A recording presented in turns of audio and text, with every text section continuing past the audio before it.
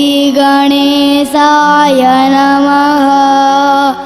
अथ नवग्रहस्तोत्रं जपाकुसुमसङ्कासं काश्यपेयं महाद्युतिं तमोरिं सर्वपापघ्नं प्रणतोऽस्मि दिवाकरं दधिसङ्कतुसारावं क्षीरोदान्नवसम्भवं नमामि शशिनं सोमं शम्भोर्मुकुटभूषणं धरणीगर्भसम्भूतं विद्युत्कान्तिसमप्रभम् उमारं शक्तिहस्तं तं मङ्गलं प्रणमाम्यहम्।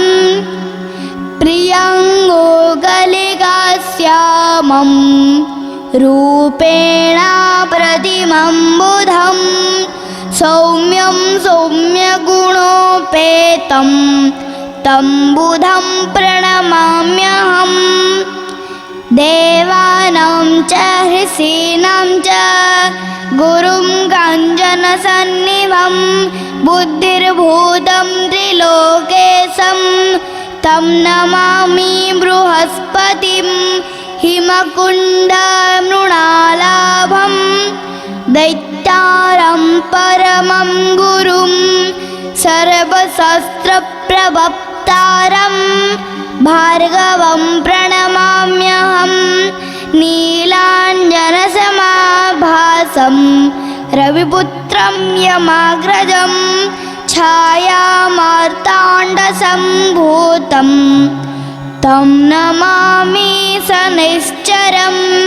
अर्धकायं महावीर्यं चन्द्रादित्यविमर्दनं सिंहिकागर्भसम्भूतं तं राहुं प्रणमाम्यहम्। पलाशपुष्पसङ्कासं तारकाग्रहमस्तकं रौद्रं रौद्रात्मकं घोरं तं केतुं प्रणमाम्यहम्।